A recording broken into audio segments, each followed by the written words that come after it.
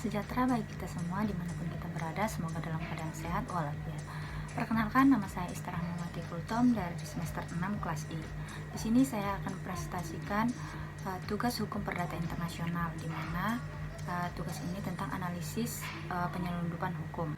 Di sini saya akan membahas tentang warga negara Indonesia dan warga negara asing berperkara di Pengadilan Negeri Singaraja dengan putusan nomor 105/PDTG Pengadilan Negeri Singaraja pada tanggal 28 Maret 2001. Indonesia merupakan negara yang terdiri dari beberapa aneka suku, bangsa, dan budaya yang menyatukan diri dalam suatu negara Kesatuan Republik Indonesia. Apabila hal ini dikaitkan dengan pertanahan, maka perbedaan karakteristik dan budaya tersebut menyebabkan beragamnya pola kepemilikan, penguasaan, dan penggunaan tanah yang ada dan berkembang antara daerah yang satu dengan daerah yang lainnya.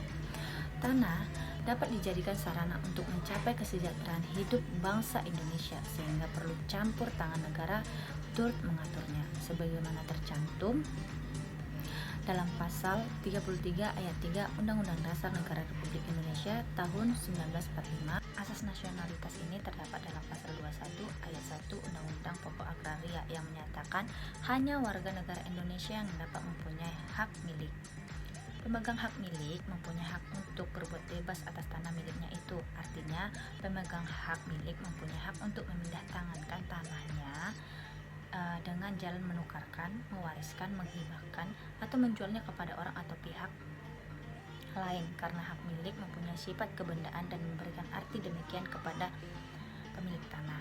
Maka sewajarnya lah hak milik itu hanya disediakan untuk warga negara Indonesia. Hak milik itu hanya disediakan untuk warga negara Indonesia saja. Undang-Undang Nomor 12 Tahun 2006 tentang Kewarganegaraan Republik Indonesia hanya mengenal adanya perbedaan penduduk atas warga negara asing dan warga negara Indonesia.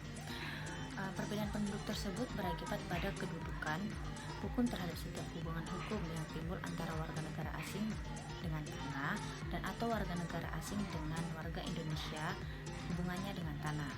Secara yuridis formil, orang asing tidak dibenarkan untuk memiliki tanah di Indonesia untuk menjadi hak miliknya. Namun ada praktik yang telah terjadi di Bali atau di Makassar selama ini, bahwa orang asing melakukan pembelian tanah yang berstatus hak milik dengan meminjamkan nama seseorang yang berkewarganegaraan Indonesia yang di Bali, dan dibuatkan perjanjian utang piutang seolah-olah orang yang meminjam nama tersebut telah berhutang kepada orang asing dengan menjadikan tanah yang dibeli tersebut berhutang kepada orang asing dengan menjadikan tanah yang dibeli tersebut sebagai jaminan utangnya itu.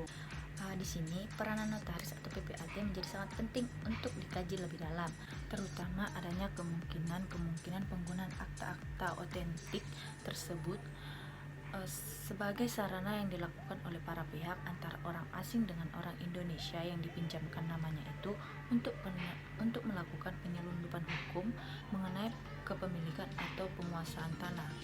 Sebagaimana diketahui bahwa jika orang asing bermaksud untuk memiliki tanah di Bali, maka jalan pintas yang ditempuh adalah dengan memakai nama warga negara Indonesia atau yang ada di Bali untuk tercatat sebagai pemilik atau pemegang hak tanah tersebut. Kemudian oleh notaris dibuatkan surat-surat lainnya sebagai pegangan bagi warga negara asing selaku pembeli yang sebenarnya yaitu berupa akta pengakuan utang, surat kuasa menjual, akta peningkatan jual beli, surat pernyataan, dan lain-lainnya. Perjanjian notari ini secara yuridis formil tidak melanggar aturan umum. Namun secara material sebenarnya telah terjadi pemindahan hak milik secara terselubung yang jelas merupakan penyelundupan hukum. Akibat hukum penguasaan hak atas tanah terhadap penyelundupan hukum yang dilakukan oleh orang asing, pembuatan akta otentik yang dilakukan oleh notaris dapat dijadikan sebagai alat pembuktian di muka umum persidangan apabila terjadi sengketa di antara para pihak. Dalam persengketaan tersebut tidak menutup kemungkinan melibatkan notaris yang membuat akta otentik, dan atas keterlibatannya itu notaris harus ikut bertanggung jawab atas apa yang telah dilakukannya.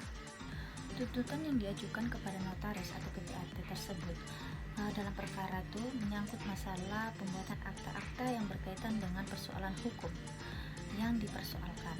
Penggugat menuntut pembatalan terhadap surat, pernyataan dan akta kuasa untuk menjual yang dibuat di hadapan notaris selaku tergugat 2.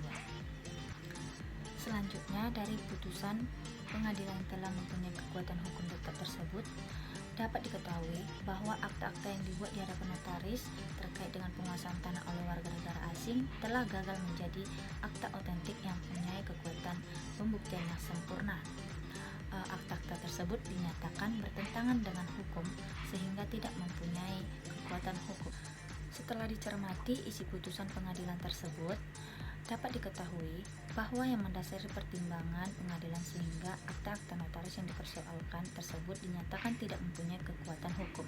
Dari perkara tersebut dapat dipahami bahwa pengadilan hanya melegalkan hubungan yang terjadi antara para pihak yang berperkara warga negara Indonesia dengan warga negara asing, yaitu masalah hutang piutang.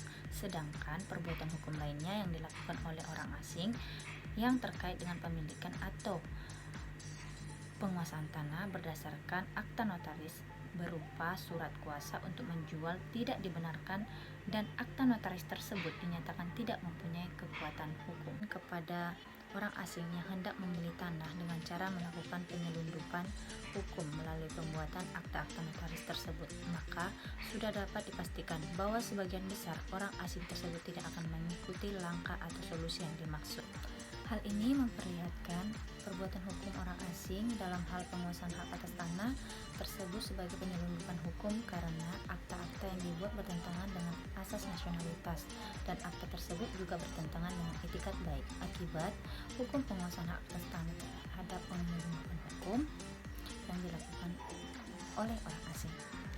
Notaris atau PPAT yang berperan dalam pembuatan akta-akta tersebut dapat ditarik sebagai pihak yang dilibatkan dalam persengketaan tersebut, di mana dapat didudukan sebagai tergugat, turut tergugat, atau saksi, tersangka maupun terdakwa. Semuanya tergantung dari keterlibatan notaris dan besar kecilnya kesalahan dan kelalaian notaris yang menjalankan jabatannya, sehingga ketika terjadi penyelundupan hukum, maka seorang notaris dapat dimintakan pertanggungjawabannya selama dalam berkaitan dengan jabatannya sebagai notaris, yakni dapat dikenakan sanksi pemberhentian dari jabatannya. Demikian presentasi dari saya. Jika ada kesalahan mohon dimaafkan. Jangan lupa memberikan saran di kolom komentar. Terima kasih semuanya.